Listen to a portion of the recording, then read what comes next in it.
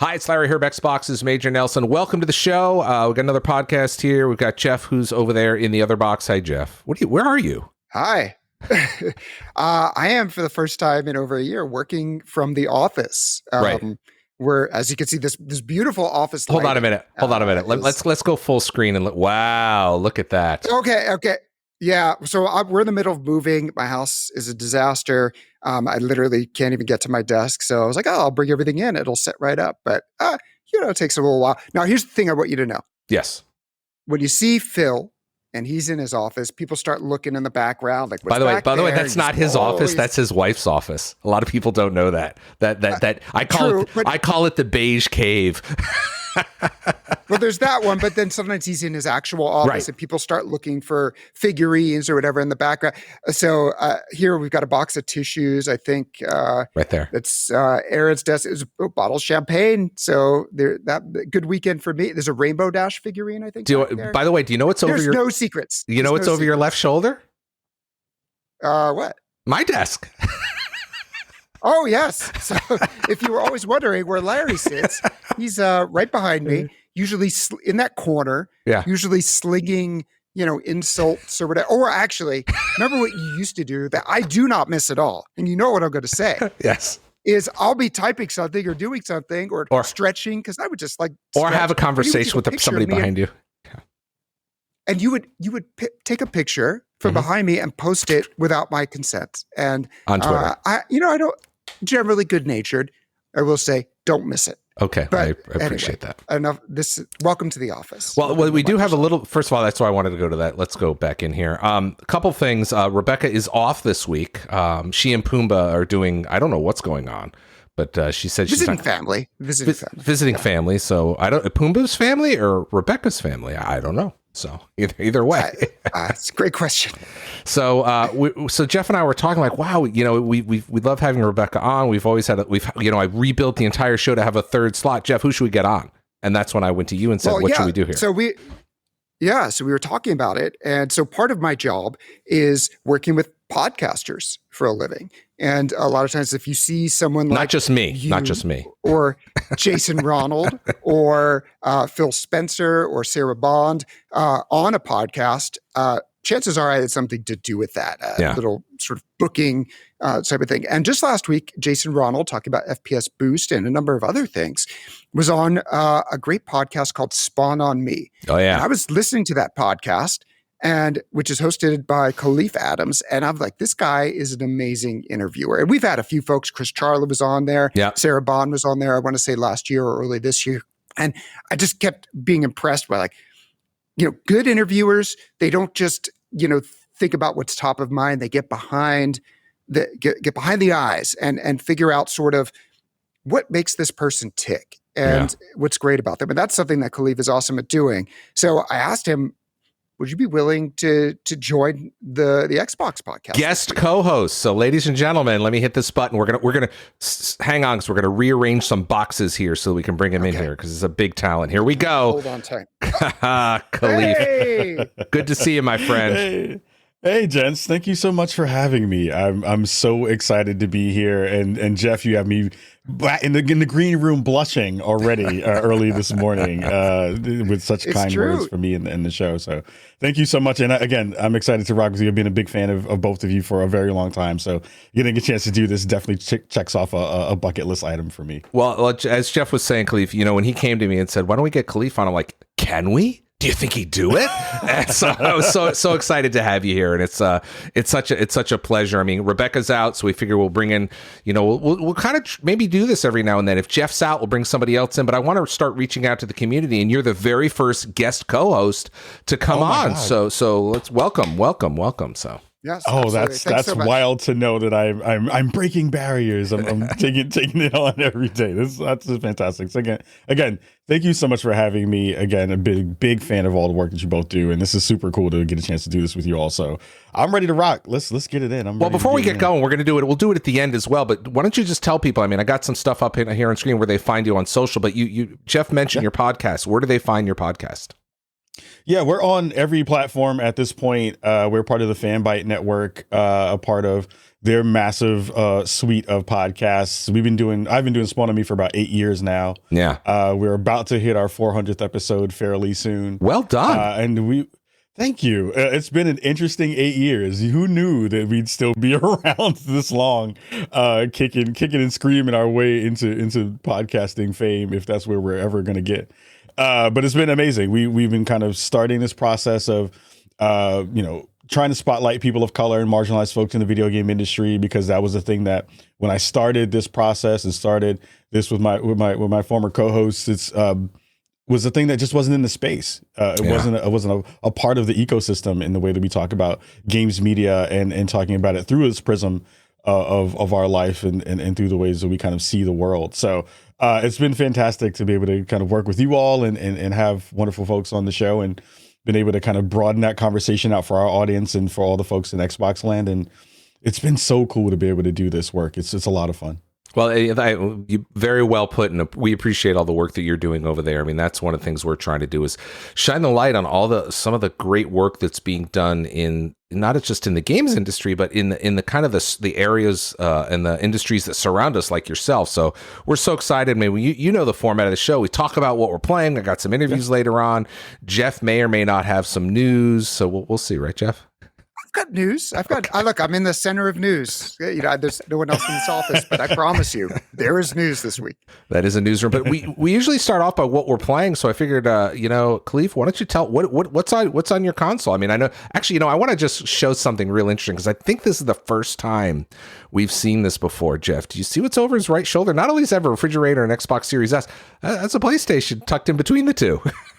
Yeah. The fridge is only marginally taller. I should. I did get an email from someone. I did get an email from someone the other day who had seen the shot, and they said, "When did the Xbox Series X get bigger than the PlayStation 5?" And I was like, "Well, they have shrink rays and grow rays and ways they do that kind of stuff." But they were excited to see, the Xbox Series X. And to be clear, so the reality is, there's so many games in Game Pass. We had to make the console bigger. No, that's not true at all. No, that's actually a limited edition special refrigerator that Jeff and his team sent out to a bunch of influencers. So that's what so if we open it, what's in there? Do you have anything in there? There's a couple of cans of Zoa in there right now, actually. Okay. So they're on ice, as so to speak, and it was cool because it was the first time I got a chance to have correspondence with The Rock on Twitter, which was nuts. Right. It was super cool. That was great. He was very active, replying to folks. And you have the glasses I see on the top, the one eyebrow aviators. Oh, I lost my mind. Yeah. I had a friend. My wife's friend was like, "Did you know that your husband is talking to The Rock on Twitter?" And I was like, NBD. Wait a minute, is that actually The Rock? Like, it's actually The Rock. That's so wild. So yeah, it's super cool. It is now the cornerstone of our sponsor desk. So it's super cool to have that in here and rocking with it. So it was fun. Well, I want to thank you because what I'm playing. Let's talk about what you're playing. Oh, I forgot to talk about that. So I finished Returnal, which was fantastic and super fun on PlayStation. And then I've just finished up Resident Evil 8, Resident Evil Village, and that was so good. I'm a huge horror fan, so getting a chance to run through that and get a chance to play it and just be disgusted and in awe of all the wonderful things Capcom was able to put into that game, it was brilliant and definitely at one of my kind of in the higher ups in my Game of the Year discussions already halfway through the year. So those are a couple of games I've been running through, and of course I've been playing a lot of MLB The Show. So I've been digging back in there. Available on Game Pass. Available on Game Pass. My Bricago biscuits are doing well. That's the name of my team, and they have been doing all right. My Road to the Show character is learning and failing often, but he's trying to get himself there into the majors and at least in the AAA at this point, because he's still in double. So we're trying to make sure he gets into the league. So yeah, it's been a lot of fun, a lot of good stuff on the plate right now. Awesome. That's great. Did Jeff? you build your own stadium? And if so, is there a barbecue place and who's on the grill? That's what I want to know. Because if you're playing the real questions.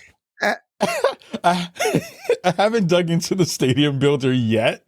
It'll probably have like a little bit of City Field feel to it because I'm a big Mets fan. So it is blasphemous for me to say right that. here. You and I are Mets fans. Oh, I love that. See, I appreciate you. See, this is great. It is blasphemous for me to say that because I'm from the Bronx originally. So Yankees fans get mad at me for saying that out loud, but it's true. I'm a Mets fan. I've been an Amazins fan since they won the World Series back in 85 or something like that. I remember that. Something like that. Timmy Tuffle Shuffle. I remember 86. that. 86. 86?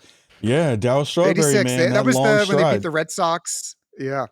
No, so when you build your stadium, though, would it be safe to say there would be like a Paris Lilies, barbecue or something like that? Will that be a thing? I always see the two of you going back and forth on who's a better griller, and I just think that's. I'd like to make funny. A request.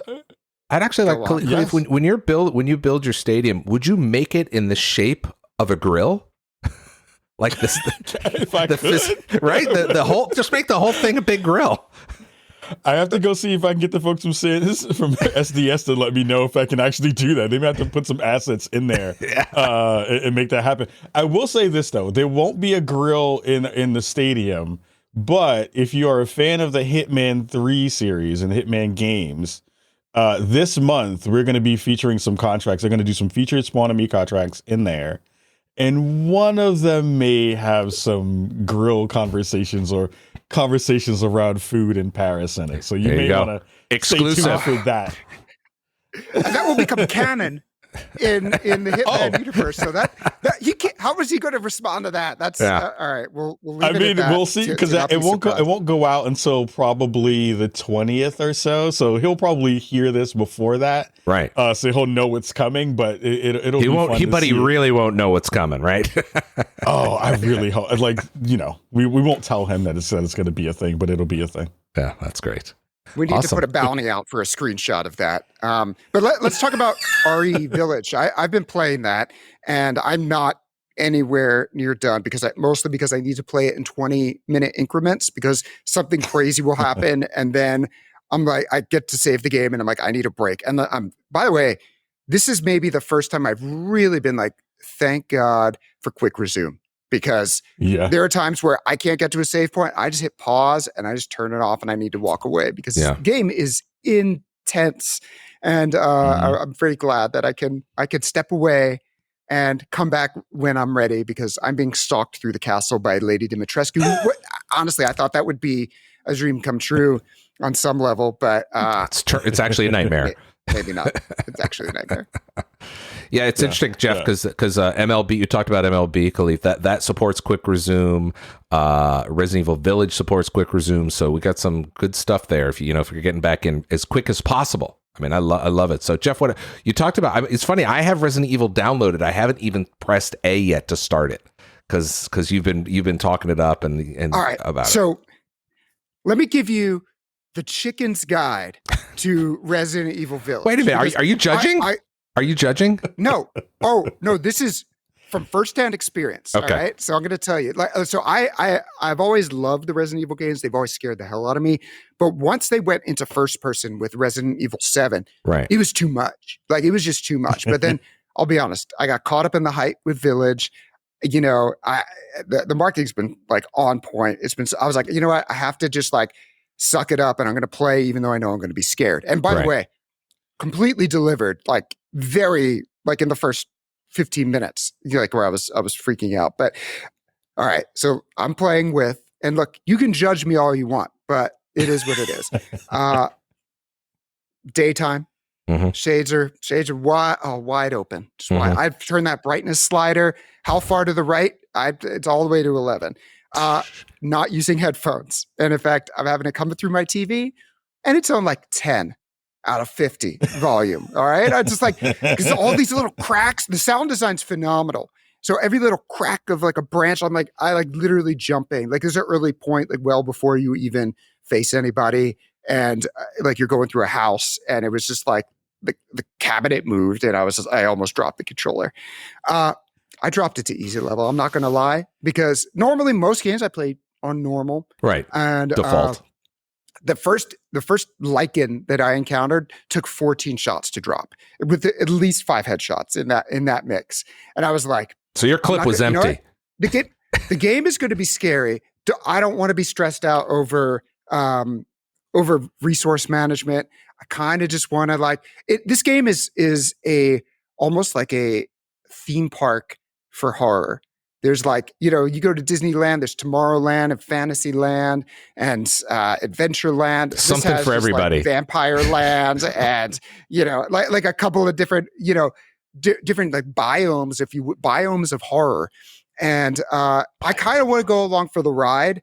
I don't want to have to be stressed on top of it. Now, no. The look I can see on your face, Khalif, is like you are playing this game all wrong, and I totally get it. But it's the only way I'm gonna get through. Yeah, but it can be no judgment, Larry, because I know you're no not judgment at all. I probably played it in the complete opposite way. Dark room, everything super loud, headphones on, waiting for everything to hit me. Headphones on, it's just like waiting for stuff to go down. But you're right. It is one of those like super ridiculous, amazingly wild rides that you're just like, I don't know what to expect next, but everything is happening at once, and I need to figure out ways to kind of mitigate that and manage it in a good way so I don't freak myself out every 2 minutes. But it is a fantastic ride. I'm excited for you to check it out, Larry, because I think there's going to be interesting spaces there for you. Are you a horror fan, or are you kind of like horror adjacent? I'll duck in to see what all the buzz is about, but I have zero I just jump scares are like I got enough in my life. I don't need that. You beat Alien Isolation, right? But my connection to that level of horror was because I love the Alien franchise. So that's what pulled me in. Not that I don't like Resident Evil franchise, but it just never pulled me in like the movies did and so forth. So that's so I mean I'll give it a try. It's up here. I promise. So you should at least give it the first hour or so, and you'll get a nice feel for some of the things this game will throw at you.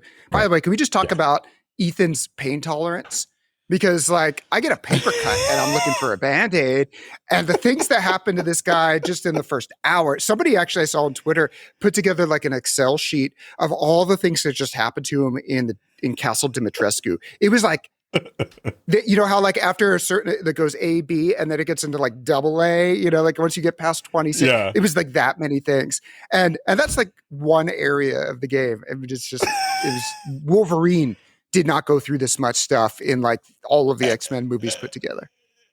Yeah, there's many conversations about hands when it comes to Ethan in that conversation. So I won't talk about it because I don't want to spoil it for Larry, but lots of conversations about how that works and what that means for that character in that story. And you're absolutely right, Jeff. That man is tortured as a tortured soul, both in his soul and in his actual body. It's just unreasonable what they do to that man. All right. What else you playing, Jeffrey? Yeah. Oh, I finally, after I calculated 98 and 1/4 hours, beat like the real ending of Dragon Quest 11S. 98 hours? Definitive version. It's amazing. I love this. Look, if you like a classic RPG, and I played the first RPG I ever played was the original Dragon Quest, which was called Dragon Warrior back on NES. And there's like a lot of like throwbacks to it. You actually get to play certain scenes from it if you choose to that are sort of optional content. And I just enjoyed this game all the way through. And I think we talked about this before. I was like, you see the credits the first time? That's a speed bump. That lets you know you're 2/3 done the actual game. Yeah. And I cleaned up all the different things. I sort of finished all the storylines. This game, if you play it the way it can be played, you can tie up every loose end, and there's just a lot of thoughtfulness. Seeds that are planted 50 hours ago come to bloom later. I just think that was just a genius game. It was really great. And after that, when I'm calming down from Resident Evil, I'm into Judgment remastered by the makers of Yakuza RGG Studios. It's like I'm learning a lot about the Japanese court system. apparently the conviction rate is 99.9%, which is very interesting. Yeah. So next time I'm in Japan, I will be a much better behavior. That's why in the past. That's why. What was was it Nissan? Remember the CEO of Nissan? He was smuggled out of Japan in like a cello case or something because he knew that it was the writing was on the wall, regardless of what happened. I mean, it's crazy, but I'm glad you're learning more about Japanese culture, Jeffrey. And of course, after we had Hosokawa-san from our GT studio joined us from Tokyo a couple of weeks ago, which was awesome. And he was teasing there was a countdown timer, and that countdown timer led to a great announcement, which was Last Judgment, the sequel to Judgment, which will be out on Xbox Series X and S.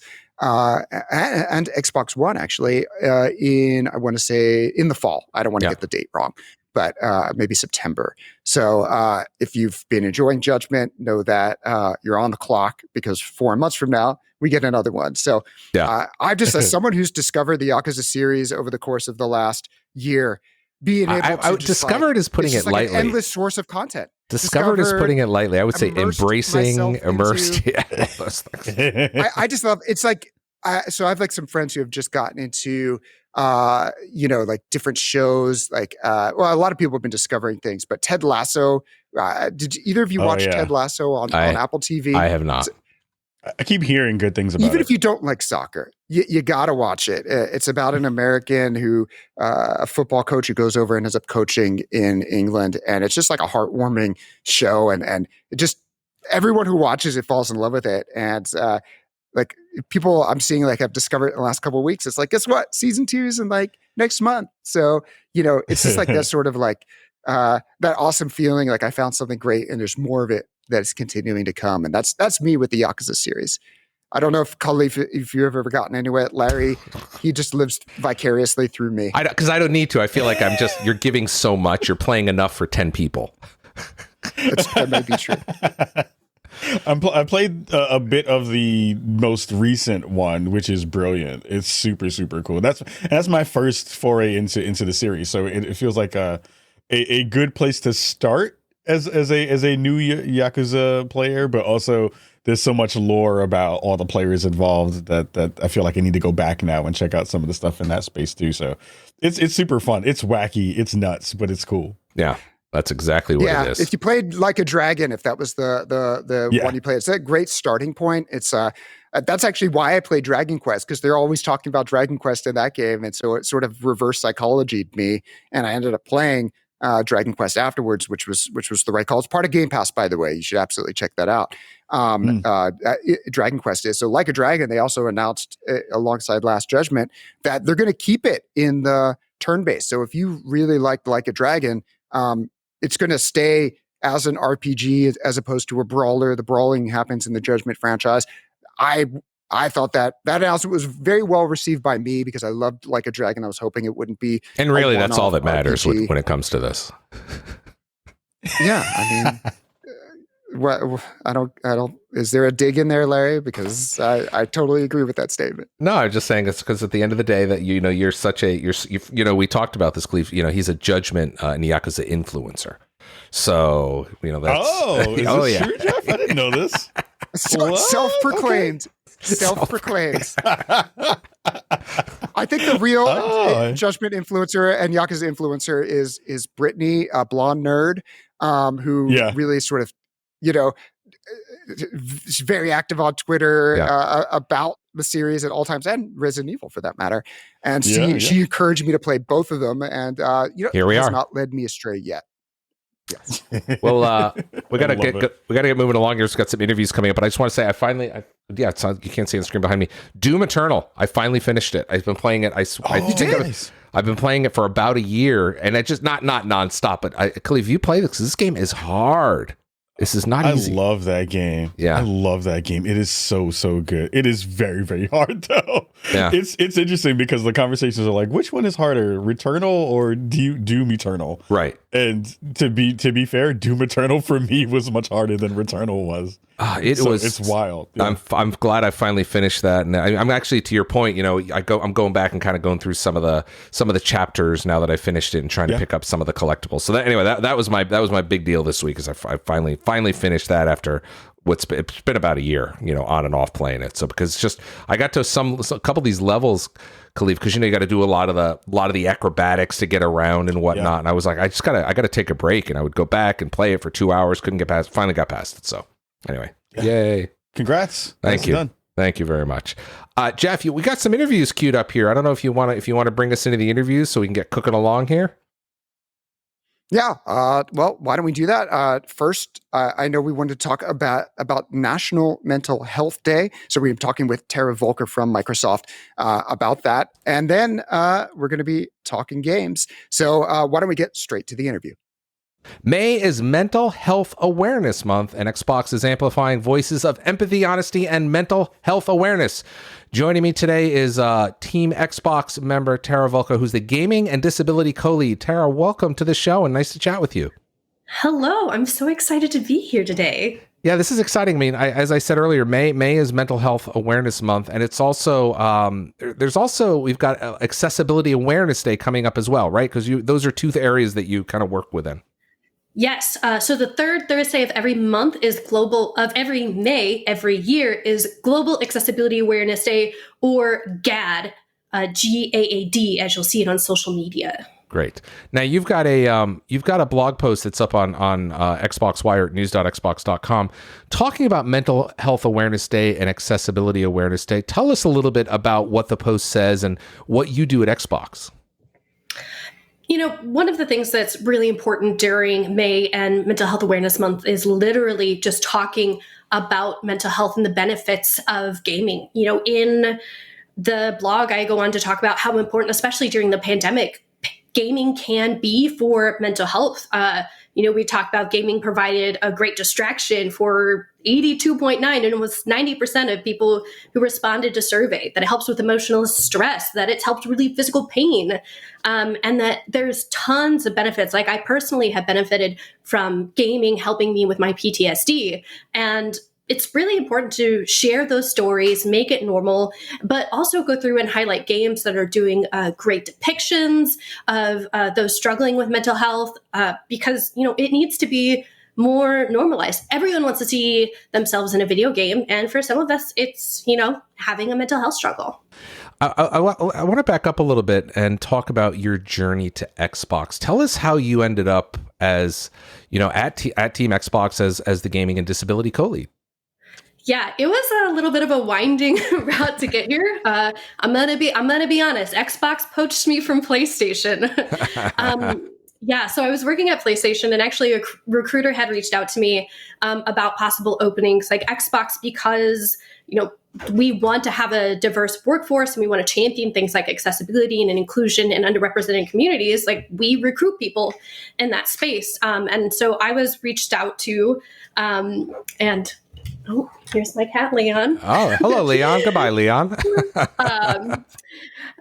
So I was reached out to, and, I was really happy at PlayStation. I was getting to do some cool accessibility things. But to be honest, the Gaming for Everyone program had just launched. And I had friends who worked at Xbox and were telling me more about all of the work that happens with the Gaming for Everyone program internally, about making sure that we're not only capturing all of these underrepresented groups, but having Xbox be a better place to work for them, so we have better retention. And basically the person who was the co-lead at the time was just like, if you come here, you could team up with me, we could figure out what we could do. And after hearing about the Gaming for Everyone program and knowing I could be involved, I was like, I gotta go. This is it. This is what I need to do. Well, first of all, welcome. I mean, I know you've been here for quite some time, but I want to say welcome. I know it's you and I haven't met in person, only virtually and electronically, so it's great to have you on the team and doing the work. You talked a moment ago about the extraordinary number of people, especially in during the pandemic, that have turned to gaming for solace and mental relief and kind of keep themselves well. Let's talk a little bit about mental health within games, because that's also an interesting angle as well, right? Tell me about that.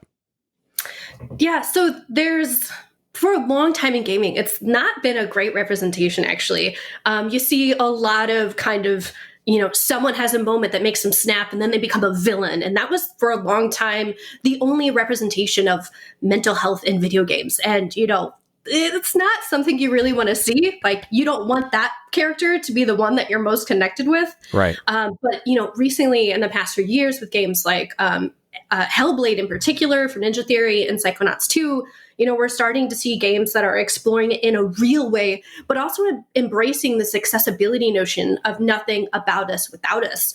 I mean, one of the reasons that Senua's Sacrifice touched so many people was the work they did to accurately represent what having a psychosis was like. They had an idea. They brought it to both experts in the field and people who suffer from psychosis. And they were just like, whoa, you guys are totally going the wrong direction. Here's what it's like. Here's what I experienced. They brought that back, worked on it, and then, brought it to the people. And they were like, wow, this is it. I see myself in game now. And that's really powerful, especially for a group that, like I said, the only representation out there was both inaccurate and kind of terrifying. Yeah. We talk about the in-game, and that's certainly great. I mean, who didn't love Hellblade? I mean, it was an amazing game, but you're right. It also surfaced some of these other issues, and maybe helped some folks realize that I'm not alone with some of the issues that I may be struggling with, and B, here's a character or a set of characters that I may identify with. One of the other areas you talk about in the blog post for Xbox Mental Health Awareness, well, it's Mental Health Awareness Month at Xbox, is we've got a lot of activity, is online safety. Tell us a little bit about online safety in the crisis text line. Yeah, so one of the things that happens is you may be struggling, you may not know who to talk to, and sometimes talking to someone can be frankly terrifying. And so we've partnered with the Crisis Text Line to give a really easy way for you to just reach out and get help from a certified counselor who will be able to help you. It's a nonprofit organization. It's free, text-based 24/7 support. And so, if you need a crisis counselor and you aren't sure where to go, we want to help you get the help you need, so you can just reach out via that hotline.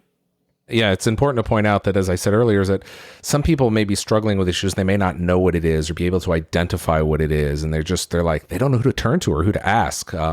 So it's great that we've got some of these resources out there. There's a lot of other elements. We talked about it being Mental Health Awareness Month, but Accessibility Awareness Day, we're going to be playing some games as well, right? That's going to be, depending upon when you're listening to this later on in the month. Tell us about the date and what y'all are going to be playing and where to find that. Yeah, so we have, first off, we're going to be having some cool things that are going to be, that we're going to talk about in an upcoming Wire post. By the time this comes out, we will have announced a new feature that's actually going to be in a preview in our Insider Ring. So keep a lookout for that. I don't want to mess it up.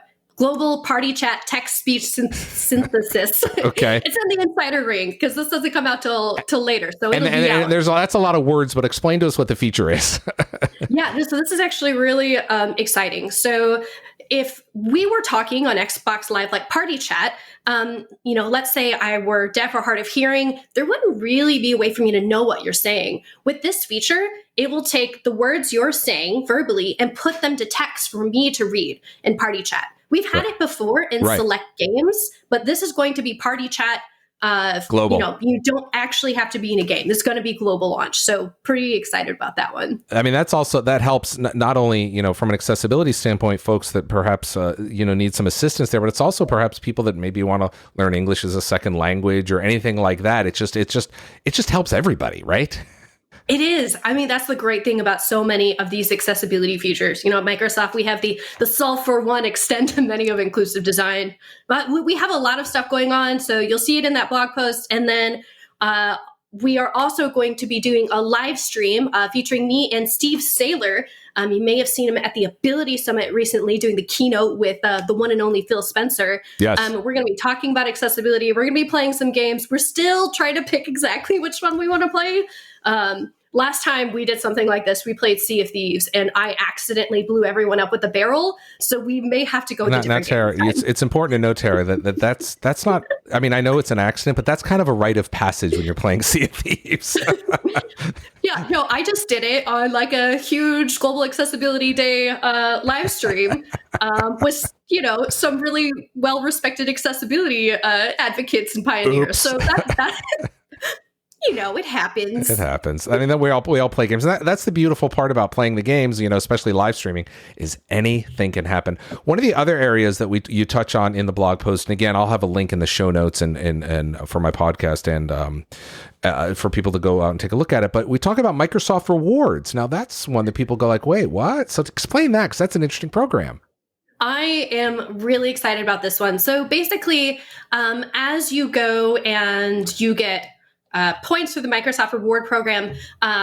So this is members in the United States. You can donate those points to organizations for charity. And so we have 2 different charities that we're partnering with for this month. Take This, which is all about decreasing stigma and increasing support for mental health, particularly for the gaming enthusiast community and those who work in video games, but also Checkpoint, which again provides mental health resources for gaming and the gaming community. So using your Microsoft Reward points, you'll be able to donate them to either of those charities. So that's really, really exciting. I want to point something out is that, Mental Health Awareness Month is May right now, and which is a great opportunity, but there's work that happens that you do all year long. This is just a fraction, a moment in time. Tell us about the work that you do across the group and across Team Xbox. Yeah, so when I'm not being a community lead for the Gaming for Everyone program, I'm also an accessibility project manager. So I partner with organizations all over Xbox, from our studios to our marketing teams, to make everything we do more accessible and more inclusive. Most recently, I was working on our GameStack live event, and that was really exciting. And I got to work on our Age of Empires preview event. Right. I was super excited about, because normally I normally don't get to work on any of these events. I just have to show up as another fan of stuff. So being able to work on that was really exciting. Welcome behind the curtain.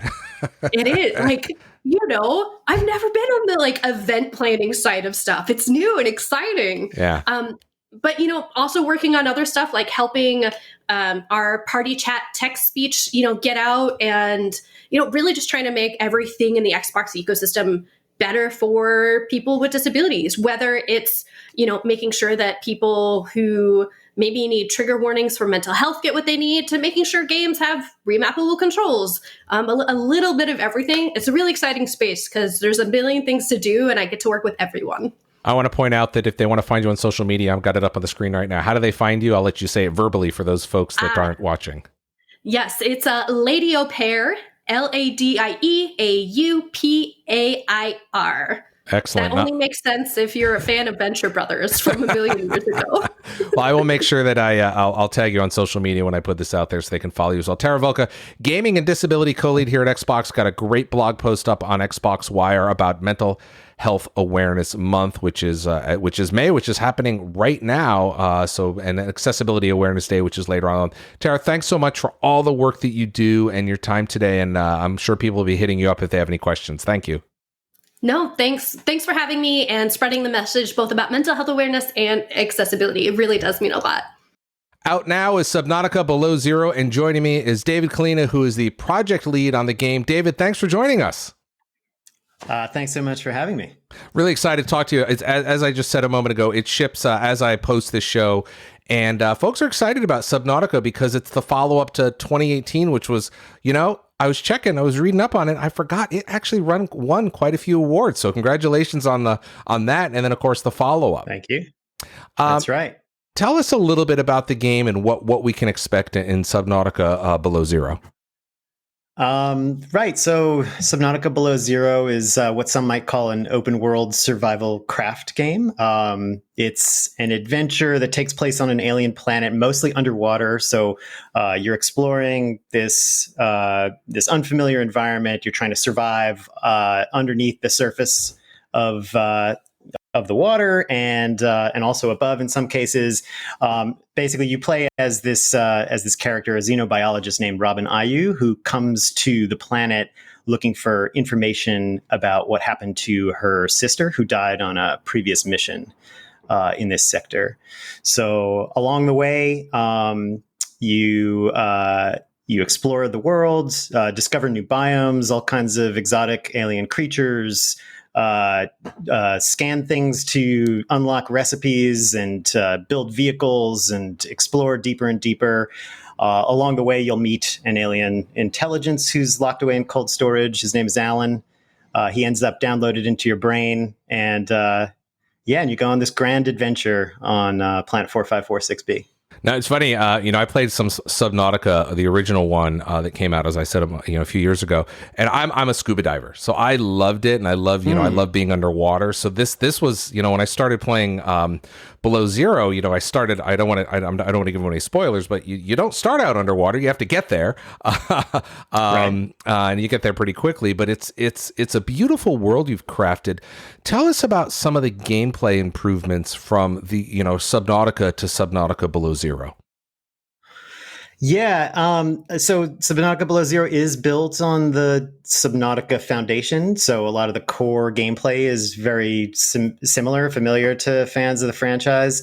But in terms of improvements, we're really just trying to polish up the game in a number of different ways, make it more accessible, a little bit more user-friendly. So that's everything from you can pin recipes now, so you don't have to write down every recipe on a little piece of paper and keep switching back and forth.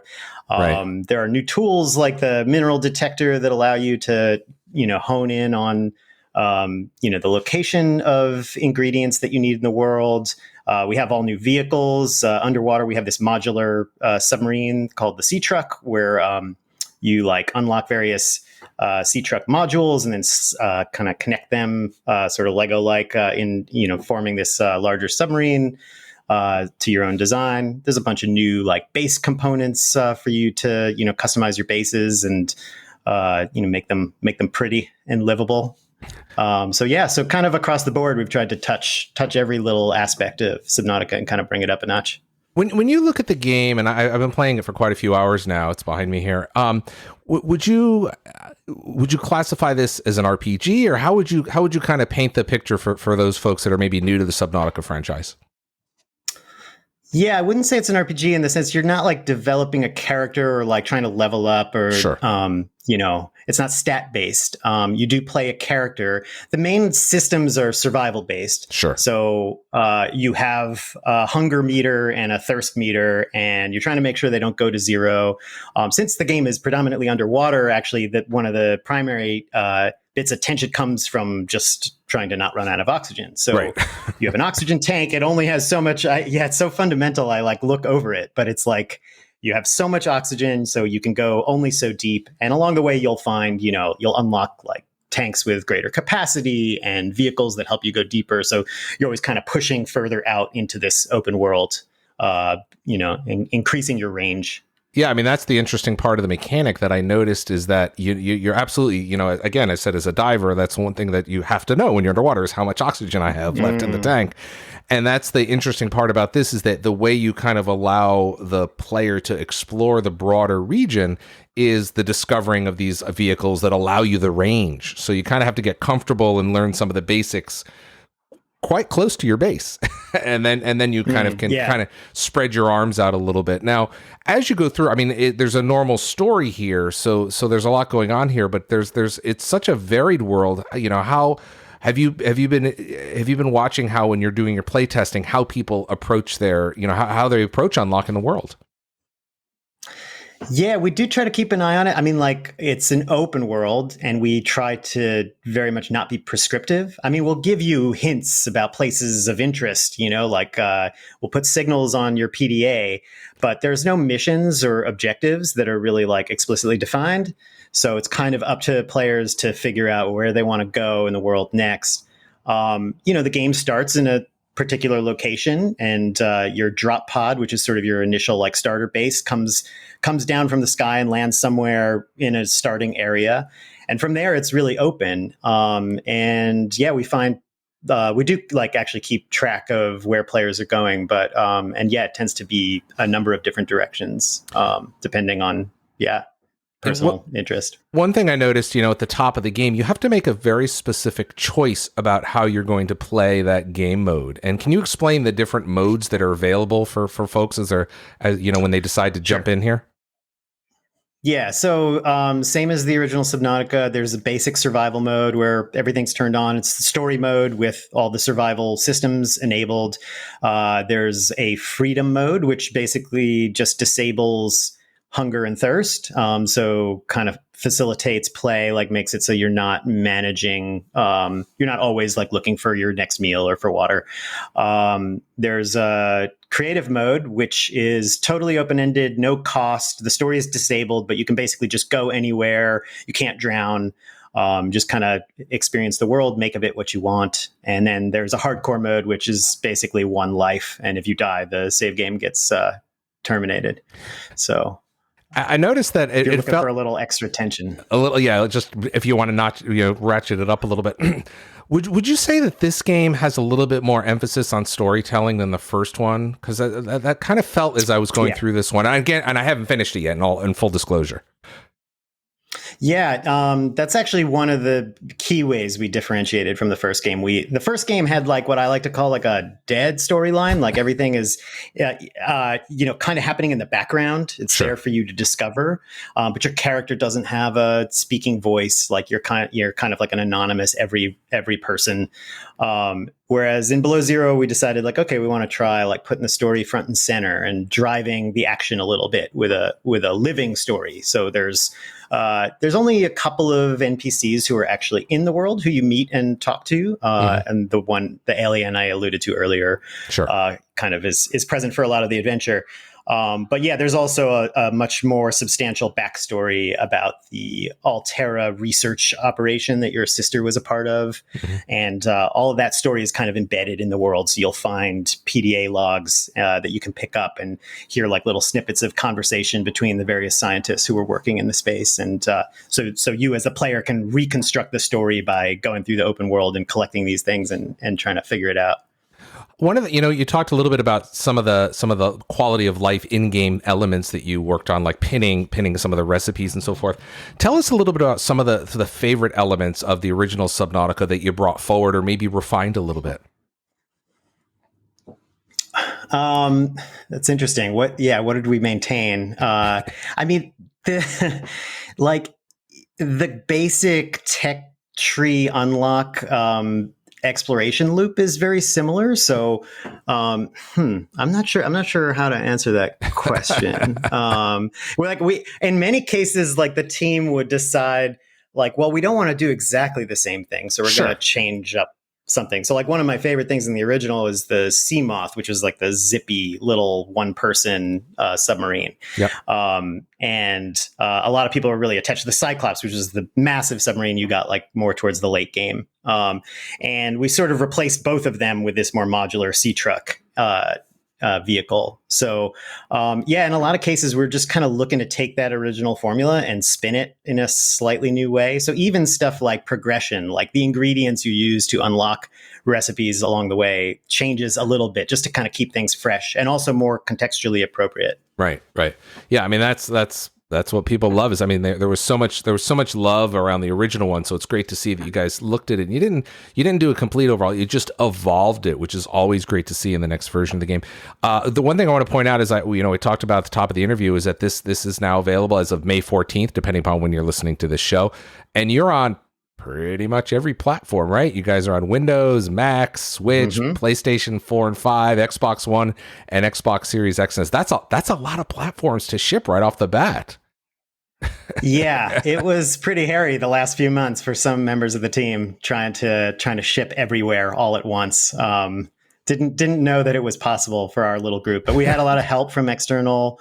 We had some third-party developers we worked with, our friends at Shiny Shoe, Unity. Yep. Got a lot of help from various QA teams. So it was, a lot of people pulled really hard. Let's say it's a global effort, right? Yeah, big time. And our team is global. Like I think at our peak we had 8 time zones represented. Wow. across our team. For much of development, I was living in Melbourne, Australia, and we had people in Taiwan and Siberia, France, throughout the US. So it's kind of a fun, diverse team in that way. Did that help you? I mean, I assume that you obviously were doing this throughout the pandemic as it continues here. What kind of challenges did you run into with the pandemic, or were you guys uniquely suited to kind of handle this remote working style? Yeah, we had been doing remote work from prior to the pandemic. So that's sort of in the DNA of the company anyway. So very little change for us, which is strange because so much change for so many people in this world over the last year and a half. But for us, it was kind of business as usual. The one thing is that we would sometimes get together in person, and it's actually really important to us to get to know each other as people and not always be heads down or just a digital image on a screen, right? Yeah. This does start to feel a little dehumanizing after a while. So it's important to actually get together in person. Hopefully we'll be able to do that again soon. Well, I want to congratulate you and the team. Subnautica Below Zero now available. We talked about all the different platforms, all the consoles it's available on, last gen and this gen. Of course, it's on Mac and it's on Windows. Subnautica Below Zero. David Kalina, you are the project lead. Congratulations on shipping the game, and thanks for your time today. Thank you so much. Larry, I'm so glad that you handled that interview because my feelings on diving into open water. Is there ever a game that has been made more for you than Subnautica? I loved Khalif. Do you scuba dive? You've been underwater. You've been underwater. You all right? I'm deathly afraid of the ocean. Okay. Thank you. Never mind. Never mind. But I have played some VR games that take you underwater and do that part, and those are amazing. But do they still give you anxiety? Scary. Did they still give you anxiety when you got the VR and you're underwater? A little bit, and it really depends on which kind of HMD you're using. But I think that to a certain extent, it's you still get that kind of claustrophobic head-mounted feeling. Display for those of you kids that aren't hip. So yeah.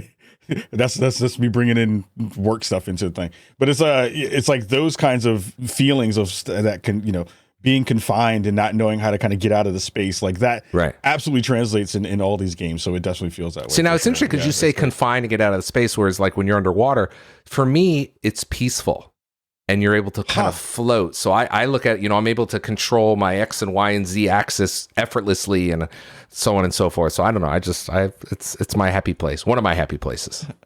Yeah. I don't even like falling off the boat and Sea of Thieves. That gives me anxiety.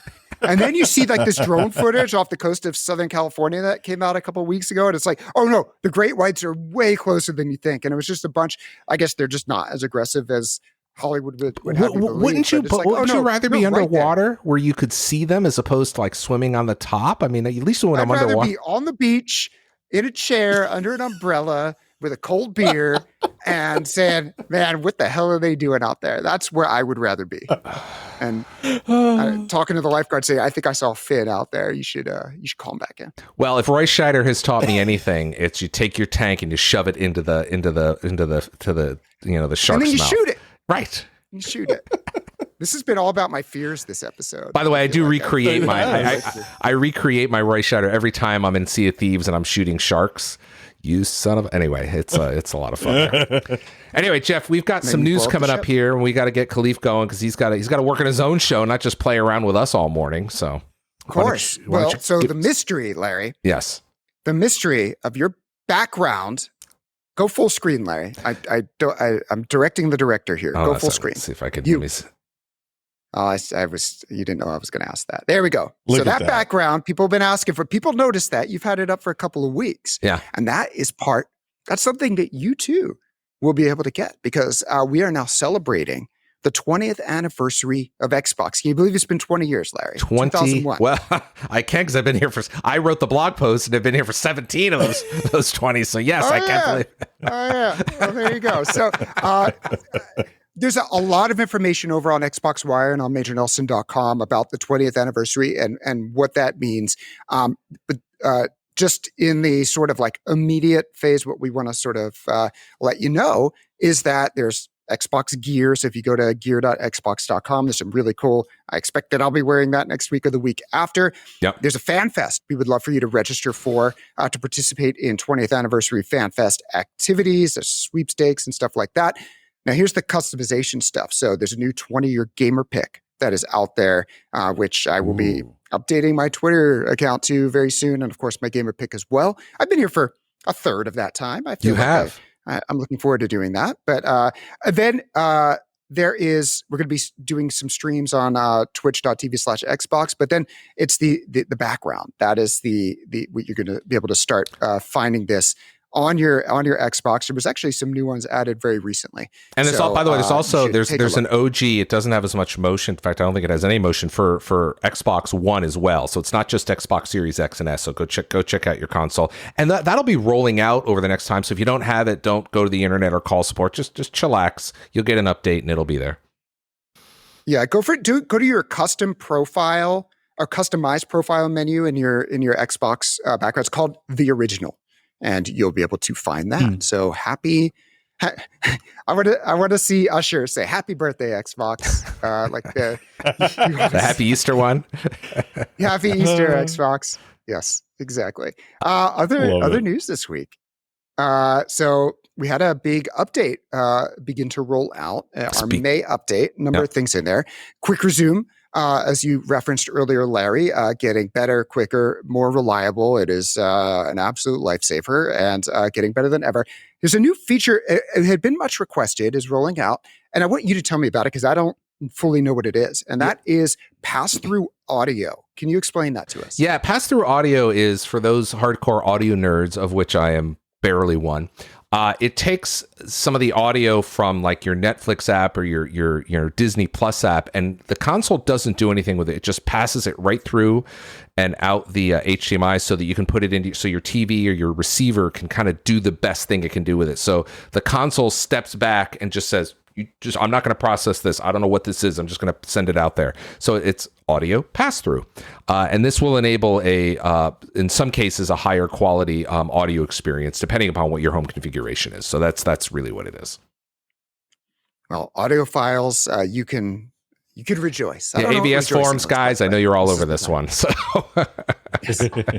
and girls. So and when it comes to updates, if you want to try these things out earlier, I highly recommend you join the Xbox Insider Program. We're, of course, members. You forgot one, Jeff. You forgot one. What?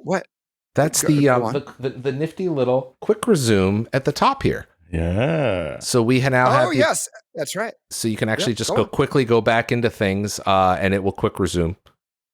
I hope. Yeah. People were asking for just a little more granular control over what resumes quickly. Yeah. And to see what's in the quick resume state. Yeah.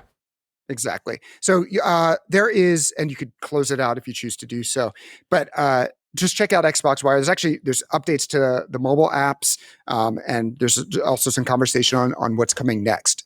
So definitely worth checking that out. A couple of other just small updates I want to call out.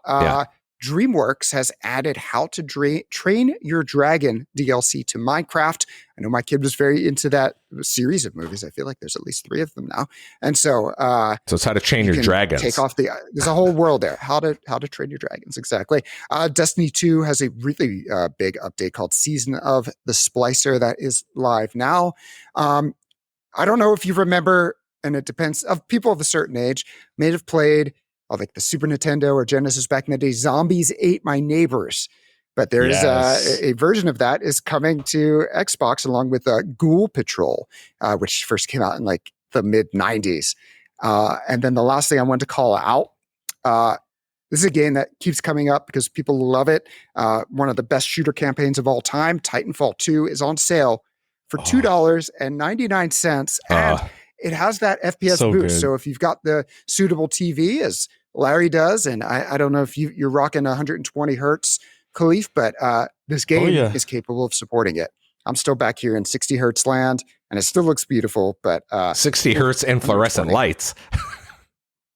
Look, this is like progression. I'm all the way on the left. I'm the before picture. And then as your life gets better, you move on closer to Khalif. I bought a TV fridge for my Xbox Series X. I got a new TV because I knew it was going to push 120. Yeah. So we got to get you hooked up, Jeff. We got to get you some of that I'll get Yakuza there. influencer money, I'll and then get get get that to be the thing that gets you the new TV. I think I have to win fist fights, and then I find yen on the floor, and Right. if I get enough of that, then I can use that to buy a TV. So, What was the name of that? What was the name of that shop, Jeff? Remember when Khalif? Have you ever been to Japan? No, I'm dying to go to Japan. What was the name? Remember there was all those electronic shops. Are you talking about Don? Oh, Yodobashi Camera? Yeah, Yodobashi. Like That's the one where people always went. Yes.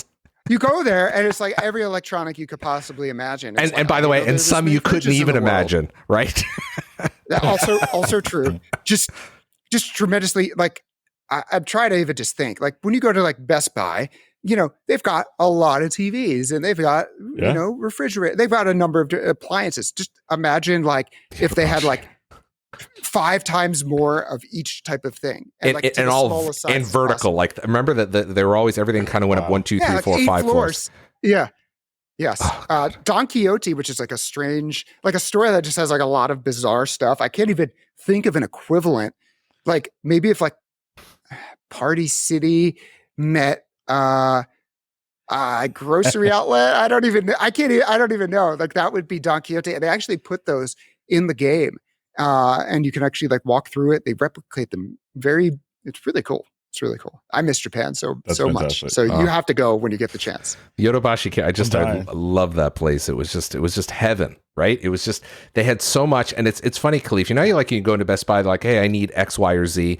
And they have 1 or 2 of these things. Like Yodobashi would have like 12 different versions of something. And you're like, I don't even know what's going on.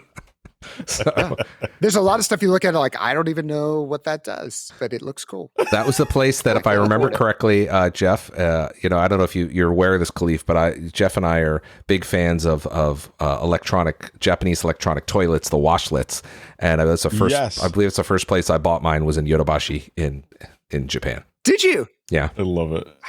So you're ahead of the curve. That's awesome. That's the way to do it. Anyway, sorry, I did mean to get sidetracked there. You got some more news for us, right, Jeff? No, I think that let's call it there. $2.99. Get your Titanfall 2, I should say. $2.99. You got to play that. Yeah, that campaign is fantastic. And with the newest addition to Apex, she is right out of Titanfall lore. Yep. It all takes place in the same universe. And I was reading there was like a huge spike in the amount of people playing Titanfall 2 afterwards because the new character Valkyrie, who's voiced, I believe, by Erika Ishii, is really cool character, by the way. Maybe OP. We'll see if they nerf her because I think I was reading around is so much fun. I think I was reading on Twitter, someone from Respawn already tweeted they were going to. Maybe I misread this or misremembered, or dreamt it. Yeah, they're definitely got to tweak Valkyrie a little bit. Yeah, so. Yeah. But until then, enjoy it. Anyway, well, we should probably wrap up here because I know we've got to go to meetings. Khalif, you've got to get going. Khalif, tell us again where folks can find you so that they can enjoy more of what you offer.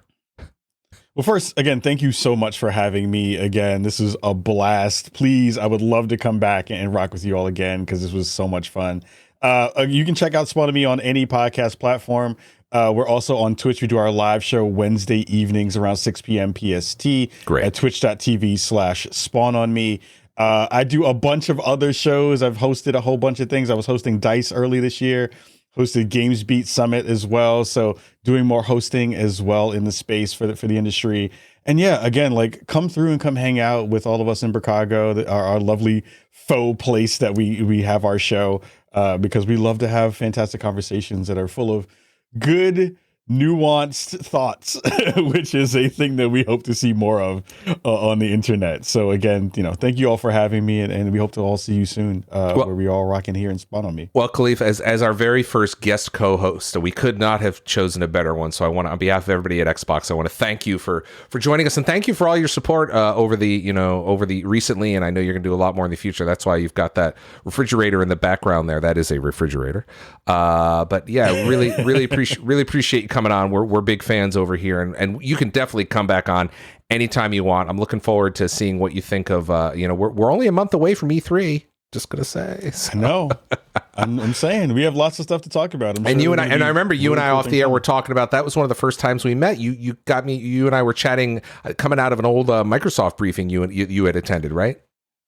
Yeah. We were coming out of the briefing, and I was like, Larry, wait a second, let me see if we can snag you for some thoughts. And you were kind enough to jump on with a really quick interview with us. And again, thank you for that, because again, the thing I love about what you all are doing here is that you're constantly kind of connecting to all of us in the community and pulling up podcasters, pulling up streamers, and pulling up content creators to work alongside you all to kind of share the good things that are happening at Xbox land. So it means a lot to me as a person in the space to be able to do that. And it's really great because our community loves when we do the shows like that. So it's been fantastic. Well, I got to thank you very much. Thank you for the kind words. And I have to tell you, Phil Spencer, and I know you've talked to Phil before, he is, he always talks about gamers at the center, and Jeff and I, and a lot of people at Xbox are gamers. But at the end of the day, to your point, there's a huge community, and we want to bring you all in here. And the best way is like having conversations like this and all the great work you do, and get you on the shows and just chatting with you, because we just want to make great games and make sure people are having fun wherever they are.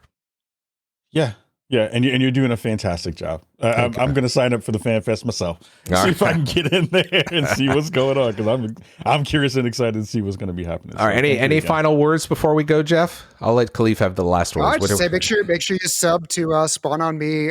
Really excellent conversation. This is junk food. This show.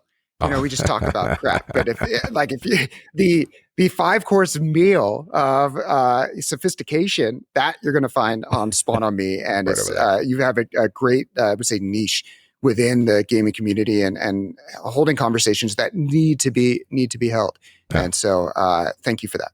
All right. Well, we're going to let everybody go. Khalif, any final words before I let you get back to your show? Yeah, don't eat Paris's food. That's terrible. Don't do it. Make sure you don't do that, because you'll lose gamer score if you do. Okay.